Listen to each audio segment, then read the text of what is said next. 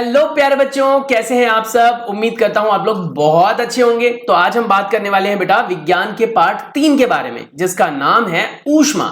यह हालांकि विज्ञान का पार्ट नंबर 3 है 2023 और 2024 के सिलेबस के हिसाब से। यानी आपके पास जो नई बुक्स आई होंगी तो उसमें ये पार्ट नंबर 3 के नाम से होगा या नंबर से होगा, और अगर पुरानी बुक है तो उसमें ये पार्ट नंबर 4 रहने वाला है। तो हमारे पास जो ये पार्ट है जिसका नाम है ऊष्मा, इसमें हम बहुत सारी चीजें सीखने और समझने वाले हैं। हम इस पार्ट को अभी लाइन टू लाइन पढ़कर समझेंगे और उसके बाद फिर मैं इसकी एक रिवीजन वीडियो बनाऊंगा। उसके बाद फिर क्वेश्चन आंसर्स, फिर एक्स्ट्रा क्वेश्चन और फिर चैप्टर कंप्लीट। तो उम्मीद करता हूं कि आप लोग वीडियो के लास्ट तक बने रहेंगे, ध्यान से सारी बातें सुनेंगे, जिससे आपको ये चैप्टर अच्छी तरीके से समझ में आ जाए और किसी में दम ही ना हो कि आपके मार्क्स काट सके एग्जाम्स में। तो चलिए जानते हैं हमारे पार्ट नंबर 3 को, जिसका नाम है बेटा ऊष्मा। हम जानते हैं और आप भी जानते हैं, तो ही लिखा हुआ है, आप जानते हैं कि ऊनी वस्त्र जांतव रेशे से बनाए जाते हैं। हमने पाठ पढ़ा होगा, खैर इस साल का जो सेशन है उसमें वो पाठ हटा दिया गया है, लेकिन आप जानते जरूर होंगे कि हमें कहीं ना कहीं जरूरत होती है कपड़ों की। कपड़े हमें गर्म रखने में मदद करते हैं, साथ ही बेटा कपड़े हमें ठंडक देने में भी मदद करते हैं। तो आखिर ये कैसे काम करते हैं? और मैंने अभी दो शब्दों के नाम लिए, गर्म और ठंडक, तो इसका मतलब कहीं ना कहीं ये ऊष्मा से संबंधित है। इसमें हम कहीं ना कहीं गर्मी और सर्दी की बात कर रहे हैं। तो ये कह रहा है कि आप यह भी जानते हैं कि सूती वस्त्र पादप रेशों से बनाए जाते हैं। हम ग्रीष्म काल में ऊनी वस्त्र पहनते हैं जो हमें गर्म रखते हैं। यानी गर्मियों के दिनों में आप कैसे कपड़े पहनते हैं, यहां से बेटा प्रश्न पूछा जा सकता है। देखो ये याद रखना, एनसीईआरटी की एक एक लाइन अगर पढ़ ली ना आपने तो यहां से बाहर कोई क्वेश्चन पूछा ही नहीं जाएगा आपसे। तो वही कह रहे हैं क्या कि हम गर्मियों में कैसे कपड़े पहनते हैं, सूती कपड़े, है ना, गर्मियों में, और सर्दियों में कैसे पहनते हैं बेटा, ऊनी वस्त्र। ठीक है, ये याद रखना है। जब मौसम गर्म होता है तो हम हल्के रंग के सूती वस्त्र पहनना पसंद करते हैं। गर्म मतलब क्या हो गया, यानी कि गर्म मौसम, यानी कि गर्मी के दिन। तो वही कह रहा है कि उस टाइम हम कैसे कपड़े पहनते हैं, तो हल्के रंग के सूती वस्त्र। सूती वस्त्र क्या होते हैं, जो कॉटन क्लोथ्स कहलाते हैं बेटा, जो कहीं ना कहीं आप कह सकते हो पौधों से प्राप्त होते हैं। हमें यह हमें ठंडक का अनुभव कराते हैं। आप यह जानने के लिए अवश्य ही उत्सुक होंगे कि किसी विशेष ऋतु के लिए विशेष प्रकार के वस्त्र ही क्यों उपयुक्त होते हैं। आखिर हमें विशेष प्रकार के कपड़े ही क्यों पहनने होते हैं, शरीर को गर्म या ठंडा करने के लिए। शीतकाल में आप घर के अंदर ठंड का अनुभव करते हैं, बिल्कुल सही बात है। यदि आप बाहर धूप में आ जाएं तो आपको गर्मी का अनुभव होता है। अनुभव, ये याद रखना, गर्मी और सर्दी को बेटा हम अनुभव कर सकते हैं, हम माप नहीं सकते हैं। ठीक है, हम तापमान को माप सकते हैं लेकिन हम ऊष्मा को माप नहीं सकते हैं। ग्रीष्म काल में तो आप घर के अंदर भी गर्मी का अनुभव करते हैं, जो अभी चल रहा है। हम यह कैसे जान पाते हैं कि कोई वस्तु गर्म है या ठंडी? चलिए कैसे पता लगाते हैं कि कोई वस्तु गर्म कितनी है और कितनी ठंडी। इस अध्याय में हम इसी प्रकार के कुछ प्रश्नों के उत्तर को ढूंढने का प्रयत्न करेंगे। तो हमारे पास है पहला जो टॉपिक इसका, वो है 3.1 गर्म तथा ठंडा।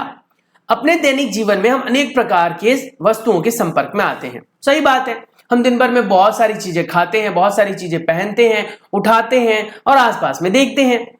इनमें से कुछ गर्म होती है तो कुछ ठंडी। जैसे कि अगर आप खाने की बात करें तो आपको आइसक्रीम ठंडी खानी पसंद है, वहीं पर अगर देखा जाए तो चाय या दूध थोड़ा गर्म पीना पसंद है ना।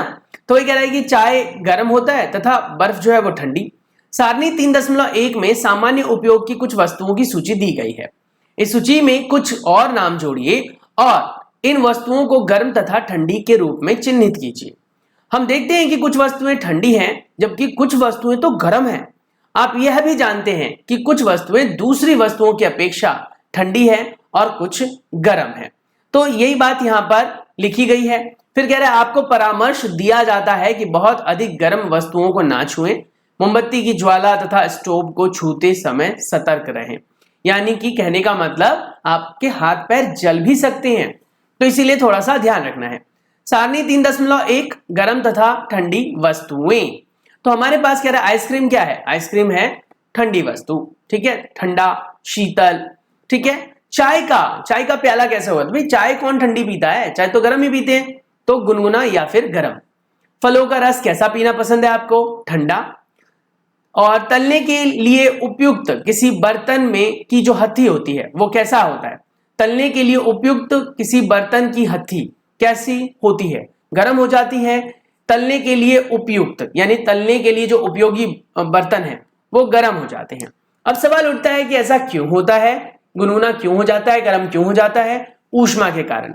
वही कह रहा था कि आप यहां पर दो चार चीजें और ऐड कर सकते हैं बेटा, आपको अगर जरूरत लगती है तो आप ऐड करके और बड़ी तालिका बना सकते हैं। वस्तुओं की अपेक्षा जैसे आप और क्या डालोगे इसमें, आप डाल दीजिए जो भी आपके खाने पीने की चीजें हैं वो इसमें आप ऐड कर सकते हैं। जैसे कोल्ड ड्रिंक ऐड कर सकते हो बेटा, पीने की चीज है तो कोल्ड ड्रिंक ठंडा हो जाएगा, तो आप कोल्ड ड्रिंक नहीं लिखेंगे, आप लिखेंगे पेय पदार्थ। आप क्या लिखेंगे? पेय पदार्थ। जबकि कुछ वस्तुएं दूसरे वस्तुओं की अपेक्षा अधिक ठंडी होती है। हम कैसे ज्ञात करते हैं कि कोई वस्तुएं दूसरे वस्तुओं की अपेक्षा गर्म है या ठंडी? प्रायः हम इसका पता वस्तुओं को स्पर्श करके लगाते हैं। यानी कैसे पता लगेगा कि भैया कोई ठंडी वस्तु है या गर्म वस्तु है? तो कह रहे हैं क्या कि आप स्पर्श कीजिए और स्पर्श करने के बाद आपको पता लग जाएगा कि वो गर्म है या फिर ठंडी वस्तु। तो इसका मतलब ये होता है कि हमारी जो स्किन होती है बेटा, हमारी जो आप कह सकते हो चमड़ी होती है, ये चमड़ी बेटा ठंडी और गर्मी को महसूस कर लेती है। ठीक है, तो वही कह रहा है कि आप भी ऐसे ही करते हैं। पर क्या ये हमारे लिए विश्वसनीय है? नहीं, ये विश्वसनीय नहीं है। कभी कभी ऐसा देखने में लगता है हमारे पास बेटा जो चीजें होती हैं कि वो ठंडी है, लेकिन अगर आप छुओगे तो शायद वो गर्म लगे, है ना। जैसे पानी, उबला हुआ पानी, अगर उसमें भाप ना निकल रहा हो तो बेटा आप देखकर ये नहीं कह सकते हो कि वो गर्म है या ठंडा, है ना। लेकिन आप डालोगे तो आपको महसूस होगा, पर यह डालना आपके लिए खतरनाक हो सकता है। तो इसीलिए हमें किसी यंत्र की आवश्यकता होती है जिसके बारे में हम आगे चर्चा करेंगे।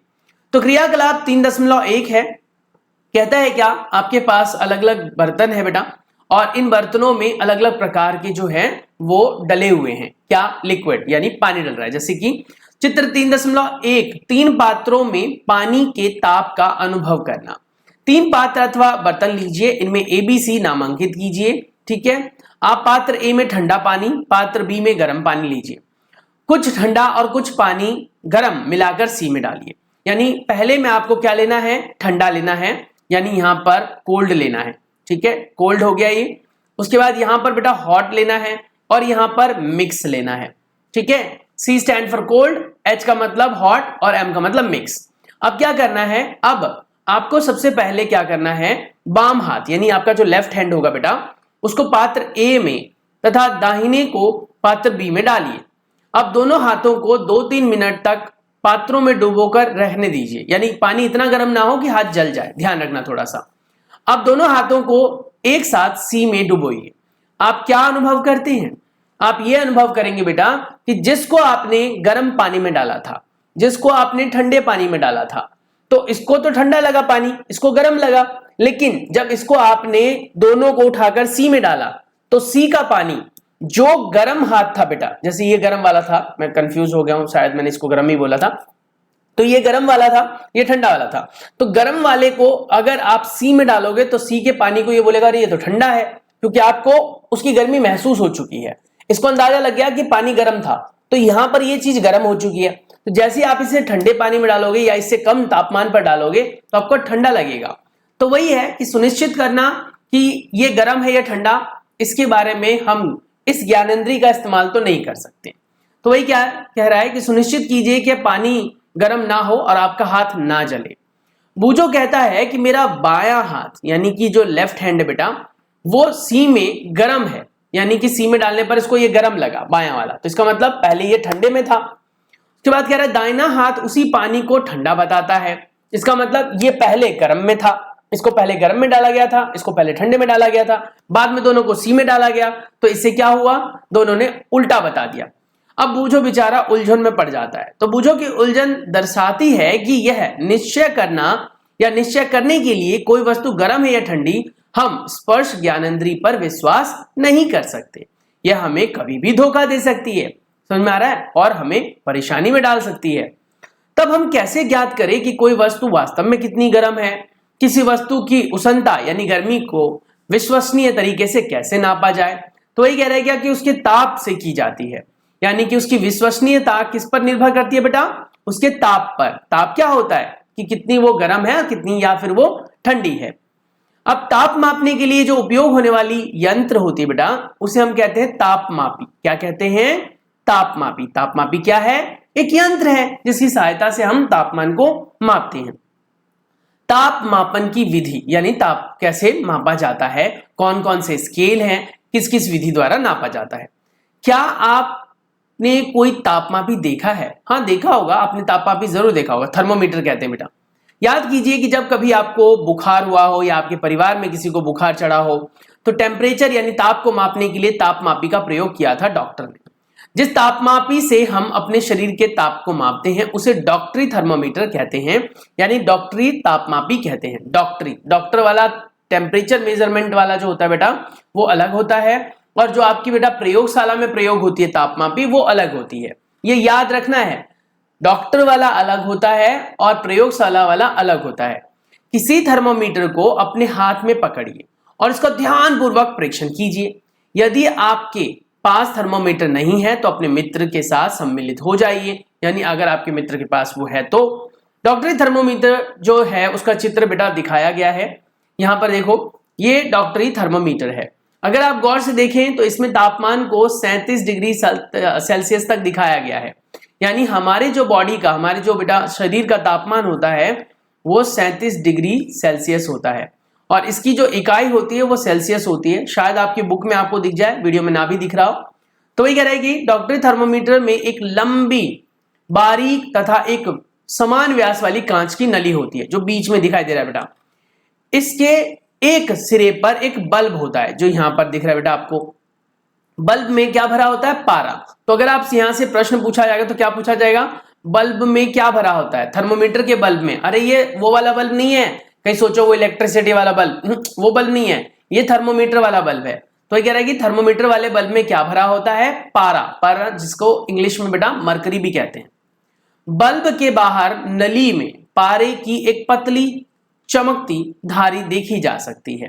ठीक है, यहां देखो ये धारी दिख रही है ना आपको, यहां पर भी दिखा रहा है ना, काला काला से दिखाई दे रहा है थोड़ा सा।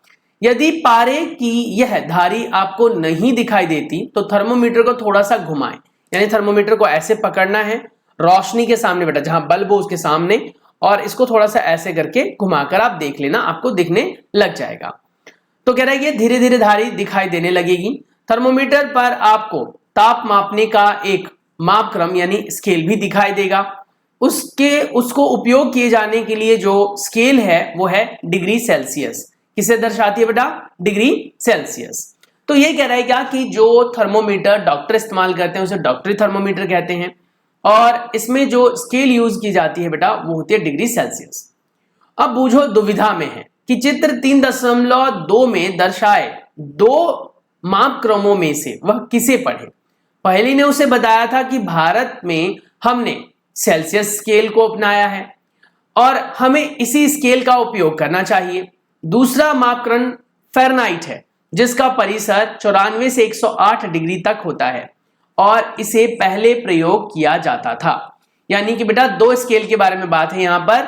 एक हमारा डिग्री सेल्सियस है जो यहां था, ठीक है, दूसरा है बेटा डिग्री फ़ारेनहाइट। ठीक है, क्लियर हो गया। तो डिग्री फ़ारेनहाइट का जो परिसर है वो 94 से 108 डिग्री फ़ारेनहाइट है। ठीक है, 94 से 108।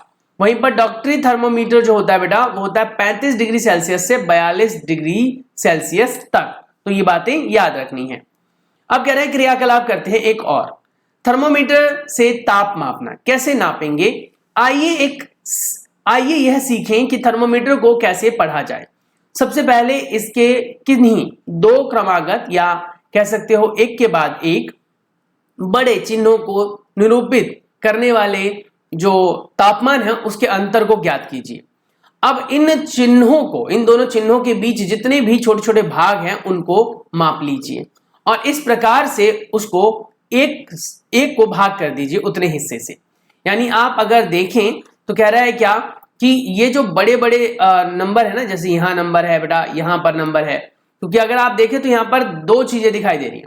ऊपर डिग्री सेल्सियस है और नीचे की तरफ डिग्री फ़ारेनहाइट लिखा हुआ है, दिख रहा है। ऊपर डिग्री सेल्सियस और नीचे क्या दिख रहा है? Degree Fahrenheit. ये आपकी बुक में साफ दिखाई देगा, अभी यहाँ पर शायद ना दिख रहा हो।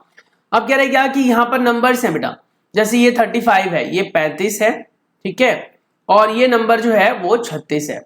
अब कह रहा है क्या कि इसके बीच में ना बहुत सारी छोटी छोटी लाइनें दिखाई देंगी आपको, यहां पर तो नहीं दिख रही हैं लेकिन आपको थर्मोमीटर जो आपके पास हो तो उसमें दिखाई देंगी। आजकल तो खैर हम डिजिटल का इस्तेमाल करते हैं, उसमें ये सब देखने की जरूरत नहीं है, डिस्प्ले पर आ जाता है, पर ऐसा कुछ आप लोगों ने देखा जरूर होगा। तो इसको कैसे देखा जाता है, तो कहते हैं क्या कि इसके ऊपर जो 5 स्केल हैं उसको देख लीजिए आप, 5 है, 6 है, 10 है, कितने हैं। तो अब उसके हिसाब से कहता है कि 5 भाग हैं, तो इसीलिए 1/5 करके हर एक छोटा स्केल कितने तापमान को दिखाएगा, 0.2 डिग्री सेल्सियस को हर एक छोटा बिंदु दिखाएगा। तो वही कह रहा है क्या कि उपयोग करने से पहले थर्मोमीटर को अच्छी तरह से धो लीजिए, क्योंकि उसका प्रयोग शायद किसी और ने किया होगा, मुंह में डाल रखा होगा, बगल में डाल रखा हो। धोने के लिए हम पुतिरोधी यानी रोगाणुरोधक का इस्तेमाल करते हैं, सेवलॉन, डेटॉल, इस तरीके के घोल को उपयोग करना सुरक्षित रहता है। अब इसे अपने हाथों में कसकर पकड़िए और इसके कुछ झटके दीजिए, यानी इसे झटके देना है, यानी पकड़ के, आपने भी देखा होगा डॉक्टर को ऐसे हाथ में रखता है थर्मोमीटर को और ऐसे ऐसे हिलाते हैं। वो ऐसा क्यों करते हैं, क्योंकि बेटा थर्मोमीटर में ना जो मरकरी होता है ऊपर जो भाग गया होता है तापमान की वजह से, उसको झड़काकर हमें नीचे करना होता है, जिससे कि वो मरकरी बल्ब में वापस आ जाए, ठीक है, नीचे पहुंच जाए। तो हमें ऐसे ही झटके देना है, ठीक है। अब झटके देने से सारे पारे का तल नीचे आ जाता है और सुनिश्चित कीजिए कि 35 डिग्री सेल्सियस से नीचे आ गया हो। अब थर्मोमीटर के बल्ब को अपनी जीभ के नीचे रखिए, क्योंकि आपने साफ कर लिया है तो अब आप रख सकते हैं। 1 मिनट के पश्चात थर्मोमीटर को बाहर निकाल लीजिए और उसका पाठ्यांक नोट कीजिए, यानी कि आप उसको निकाल लेंगे और नोट कर लेंगे। यह आपके शरीर का ताप है, यानी यह आपके शरीर का क्या है बेटा, ताप, जितना आपका टेम्परेचर है। ताप को सदैव इसके मात्रक के साथ व्यक्त किया जाना चाहिए, यानी डिग्री सेल्सियस। यानी अपने शरीर का ताप कितना नोट किया आपने वो बताना है। उसके बाद मानव शरीर का सामान्य तापमान कितना होता है वो मैं बता चुका हूं, 37 डिग्री सेल्सियस। बेटा ध्यान दीजिए कि ताप को इसके मात्रक के साथ व्यक्त किया गया है, हमेशा मात्रक लगाना पड़ेगा, क्योंकि मात्रक के हिसाब से मान अलग अलग आ जाता है। तो पहेली ने अपने शरीर का ताप मापा और वह चिंतित हो गई, क्योंकि यह 37 डिग्री नहीं था। अब सवाल उठता है कि क्यों चिंतित हो गई, क्योंकि उसको लग रहा था कि तापमान तो ये मेरा सही नहीं है, इसका मतलब मैं बीमार हूं। तो बेटा थोड़ा बहुत ऊपर नीचे हो सकता है, कभी कभी आपका शरीर जो है वो गतिविधि करने की वजह से, खेलने कूदने की वजह से भी गर्म हो जाता है। तो आइए पहेली को विश्वास दिलाएं कि उसके साथ कोई समस्या नहीं है। डॉक्टरी थर्मोमीटर की सहायता से अपने कुछ मित्रों, कम से कम 10 लेने हैं आपको, मित्रों के शरीर का तापमान मापिए। अपने प्रेक्षणों को सारणी 3.2 में अंकित कीजिए। अब तरीका क्या है, थर्मोमीटर का उपयोग करने के लिए पहले उसे एंटीसेप्टिक से यानी पुती रोधी से धो लेना है बेटा। उसके बाद उसको झटके देकर जो है 35 डिग्री सेल्सियस से नीचे कर लेना है। थर्मोमीटर को चढ़ते समय पारे का तल दृष्टि पर सीधा होना चाहिए, यानी कहने का मतलब दृष्टि रेखा में। अगर आपको चेक करना है बेटा पढ़ते और चढ़ते समय, अगर मान लो ग्रो कर रहा है, बढ़ रहा है, या फिर पढ़ रहे हो आप उसे, तो उसका तापमान जो है वो देखना पड़ेगा आपको। थर्मोमीटर का सावधानी पूर्वक उपयोग करना है, क्योंकि बेटा ज्यादा झटके मारने से वो कांच का होता है, टूट भी सकता है। थर्मोमीटर का उपयोग करते समय इसके बल्ब को नहीं पकड़ना चाहिए, पीछे से पकड़ना चाहिए, जैसे इस गुड़िया ने पकड़ा हुआ है। अब अपने 5, 7, 10 जितने भी मित्र हैं आपके, उनके नाम लिखने हैं, जैसे मोहन, रोहन, सोहन, टोहन, बोहन, जो भी है वो यहाँ नाम लिख लेना। उनके ताप बेटा यहाँ लिख लेना, जैसे किसी का 37 डिग्री मिलेगा, किसी का 37.2 मिलेगा, ऐसा कोई भी मिले वो आप बेटा यहाँ पर लिख लोगे। और लिखने के बाद बस इससे हम यकीन दिला पाएंगे उस बेचारी बच्ची को कि वो बीमार नहीं है। डॉक्टरी थर्मोमीटर का उपयोग मानव शरीर का ताप मापने को छोड़कर किसी अन्य वस्तु का ताप मापने के लिए कभी मत कीजिए, क्योंकि थर्मोमीटर जो है वो बहुत कम तापमान के माप के लिए बनाया गया है। साथ ही कहता है थर्मोमीटर को धूप और आग के पास नहीं रखना चाहिए बेटा, ऐसा करने से यह टूट सकता है, टूटेगा, चटक जाएगा, फट जाता है। डॉक्टरी थर्मोमीटर को केवल मानव शरीर का ताप मापने के लिए ही डिजाइन किया गया है। मानव शरीर का ताप सामान्य 35 डिग्री सेल्सियस से कम तथा 42 डिग्री सेल्सियस से अधिक नहीं होता, यानी कि हमारा जो टेम्परेचर है शरीर का बेटा वो कम से कम 35 होना चाहिए और ज्यादा से ज्यादा आपका 37, 38, 42 ऐसे जा सकता है। यही कारण है कि थर्मोमीटर का परिसर 35 से 42 तक बनाया गया है। प्रयोगशाला तापमापी में कुछ नहीं है, बिल्कुल बनावट वैसी ही होती है। बस इसकी जो बेटा रेंज होती है, इसका जो परिसर होता है वो थोड़ा बड़ा होता है। यानी इसमें आप -10 डिग्री सेल्सियस से लेकर 110 डिग्री सेल्सियस की चीजों को भी माप सकते हो। जैसे आपने डॉक्टरी थर्मोमीटर में मापा था, मापने की बिल्कुल विधि वैसी ही है, बस इसमें हमें एंटीसेप्टिक नहीं लगाना पड़ता क्योंकि इसका प्रयोग हम शरीर के लिए नहीं कर सकते। ठीक है, तो एक तरीके से आप समझ सकते हो कि दोनों अलग अलग जगह पर प्रयोग होते हैं। वो बात अलग है कि डॉक्टरी थर्मोमीटर का प्रयोग आप प्रयोगशाला में नहीं कर सकते हो, लेकिन प्रयोगशाला वाले थर्मोमीटर का प्रयोग आप डॉक्टरी लेवल पर कर सकते हो, क्योंकि डॉक्टरी का जो तापमान होता है वो होता है 35 से 42 तक, और ये होता है -10 से लेकर 110 तक। यानी इसका मतलब इसके बीच में कहीं 35-42 तो आएगा ही, तो इसीलिए हम इसका प्रयोग वहां तो कर सकते हैं, लेकिन डॉक्टरी वाले का प्रयोगशाला में नहीं कर सकते हैं। अब वही कह रहा है क्या कि इसमें आप देखोगे तो अधिकतम अलग है, न्यूनतम अलग है। अधिकतम होता है इसमें 110 और न्यूनतम होता है बेटा -10। तो चलिए एक गतिविधि करते हैं। कह रहा है कि बर्फ का पानी लीजिए और जो कार्यक्रम आपने किया था वही करने की कोशिश कीजिए। तो बेटा ये सारी चीजें एज इट इज है, तो इसको रिपीट करने की जरूरत नहीं है। बस फर्क क्या होता है ध्यान से सुनना। थर्मोमीटर में जो क्लिनिकल होता है बेटा, यानी कि लैब में इस्तेमाल होने वाला थर्मोमीटर होता है, उसमें ऐसा किंक नहीं दिखाई देगा, ऐसा उभरा हुआ हिस्सा आप नहीं देख पाओगे। ठीक है, ऐसा उभरा हुआ हिस्सा आपको नहीं दिखेगा। जबकि जो थर्मोमीटर डॉक्टरी होती है ना बेटा, उसमें ये होता है, इसे बोलते हैं किंक। किंक क्या होता है, जिसे आप हिंदी में विभंग भी कहते हैं। इसका कार्य ये होता है कि तापमान जब बढ़ता है ना, तो थर्मोमीटर का पारा ऊपर चढ़ता है, और जब घटेगा तो वो नीचे भी आ जाएगा। तो इसका काम होता है थर्मोमीटर के पारे को नीचे आने से रोकता है। कभी कभी आपने नोटिस किया होगा, डॉक्टर आपके तापमान को मापकर थर्मोमीटर को ऐसे ही रख देता है, फिर आकर उठाकर देखता है अच्छा तुम्हारा तो ये तापमान है। अरे आपके दिमाग में ये चल सकता है ना कि आपने तो बहुत पहले नापा, डॉक्टर को आप पूछ सकते हो कि आपने तो बहुत पहले मापा, पर ये अब तक कम नहीं हो गया होगा, क्योंकि उसके अंदर क्या होता है बेटा, उसके अंदर होता है किंक। तो थर्मोमीटर का जो पारा होता है वो अपने आप नहीं गिरता, इसीलिए जब डॉक्टर दूसरे का टेम्परेचर मेजर करता है तो उससे पहले झटके मारता है, जिससे कि वो पारा किंक से नीचे उतर जाए। तो ये बातें यहां पर भी लिखी हुई है। ऐसे बेटा यहां पर होता है हमारे पास डिजिटल वाला भी थर्मोमीटर, अंकीय तापमापी। अंकीय तापमापी यानी डिजिटल थर्मोमीटर। इसमें आपके पास मिलेगा कुछ भी मरकरी वर्करी नहीं, इसमें सेल लगता है यहां पर, और बस ये बटन होता है, ऑन करो, और ये यहां पर धातु का एक आगे से टोपी जैसा कुछ होता है, और इससे आप नाप सकते हो, माप सकते हो।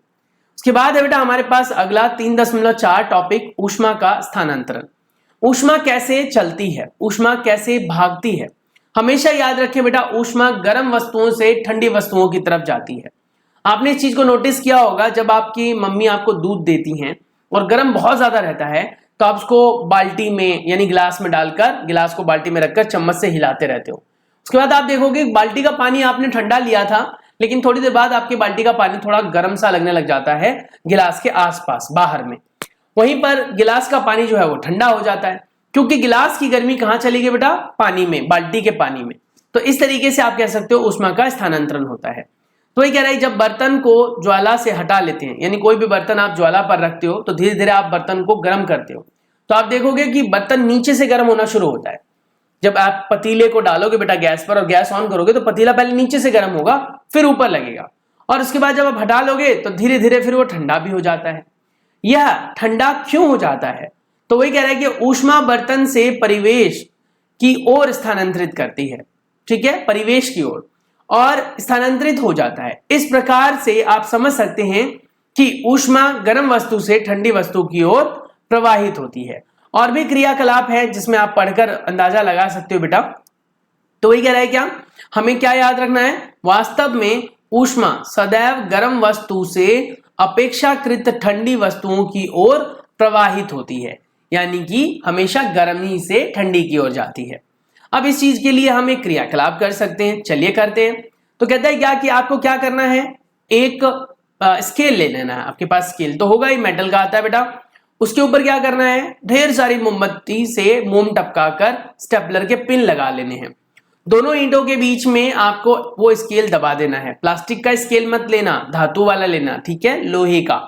उसके बाद आप इसको मोमबत्ती से एक कोने पर गर्म करना शुरू करोगे, तो आप देखोगे पहले पहला पिन गिर जाता है, फिर दूसरा पिन गिरेगा, फिर थोड़ी देर बाद तीसरा गिरेगा, फिर चौथा गिरेगा, फिर पांचवा गिरेगा। एकदम से सारी पिन नहीं गिरती है। सवाल उठता है ऐसा क्यों?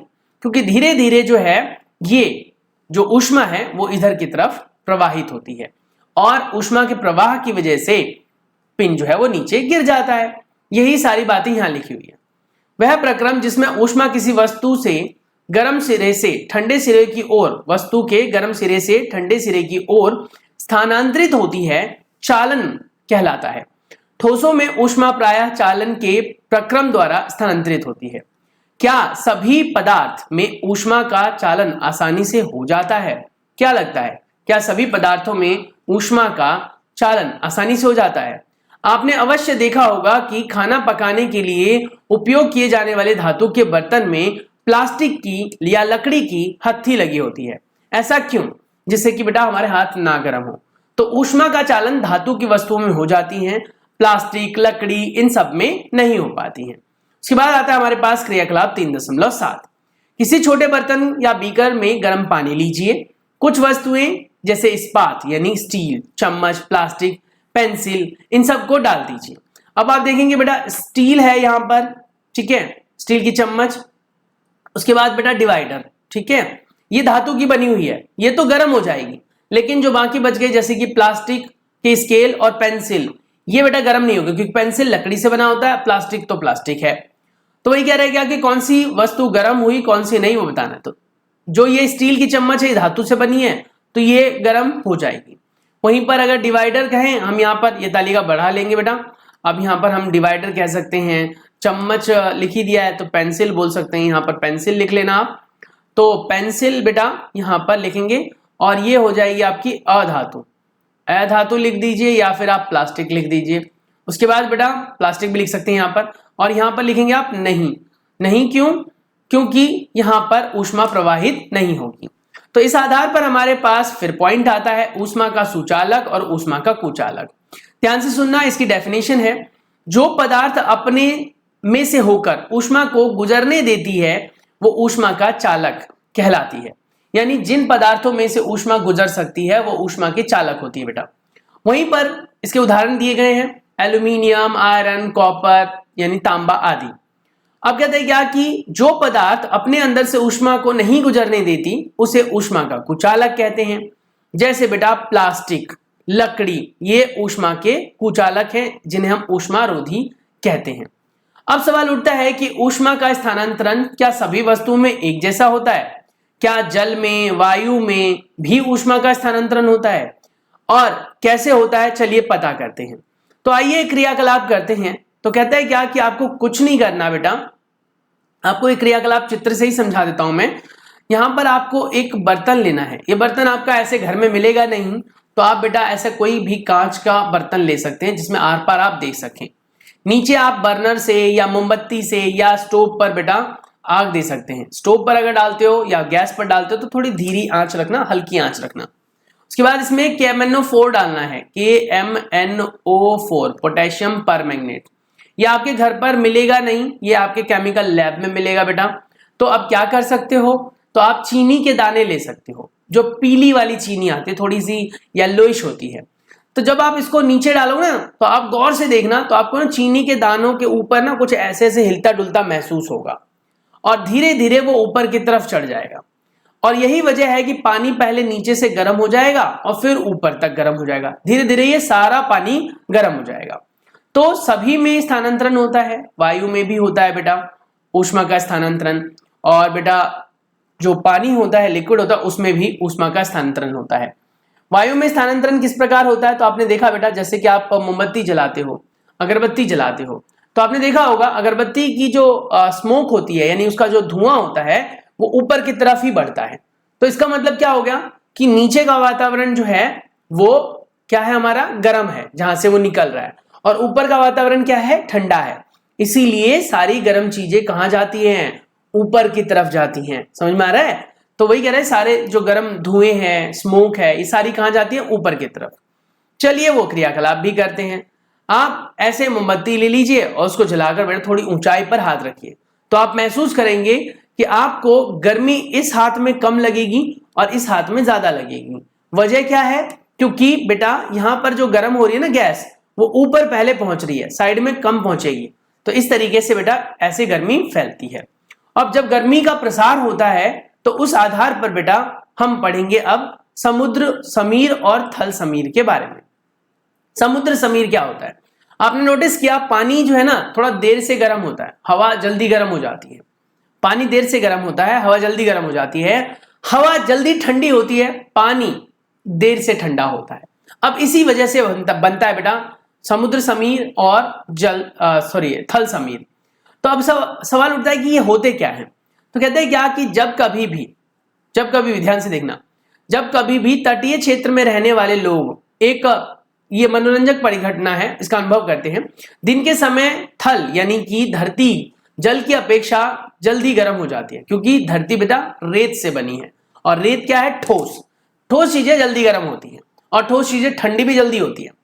स्थल के ऊपर की वायु गर्म होकर उठती है और इसका स्थान लेती रहती है, और इसका स्थान लेने के लिए ठंडी वायु उधर की तरफ भागती है। चक्रों को पूरा करने के लिए स्थल की ओर गर्म वायु समुद्र की ओर बह जाती है, और समुद्र की ओर आने वाली वायु को समुद्र समीर कहते हैं। समझ में आ गया? समुद्र की ओर से आने वाली, समीर को मतलब ठंडी हवा समझ लीजिए आप। समुद्र की ओर से आने वाली वायु को समुद्र समीर कहते हैं। ठीक है, समुद्र की ओर से। वहीं पर थल की ओर से आने वाली वायु को हम क्या कहेंगे? थल समीर। अब होता कैसे देखो, ये दिन का तापमान है जिसमें पानी ठंडा रहता है क्योंकि उसको गर्म होने में टाइम लगता है, और बेटा जो भूमि है यानी धरती है वो जल्दी गर्म हो जाती है। हमने पढ़ा है कि हवा गर्म की तरफ से ठंडी की तरफ जाएगी, तो गर्म हवाएं इधर भाग जाती हैं और ठंडी हवाएं इधर आ जाती हैं। इसीलिए समुद्री इलाके में दोपहर के समय भी आपको ठंडक ठंडक महसूस होगी। क्यों? क्योंकि वहां की ठंडी हवाएं आप तक आती रहती हैं। रात के समय क्या होता है? रात के समय धरती जल्दी ठंडी हो जाती है और पानी को ठंडा होने में लगता है समय। तो इसीलिए ये ठंडी हवा जो है वो अब जाती है किसकी तरफ? समुद्र की तरफ, और गर्म हवाएं इधर आ जाती है। इसीलिए रात में ज्यादा ठंड का अनुभव नहीं होता है।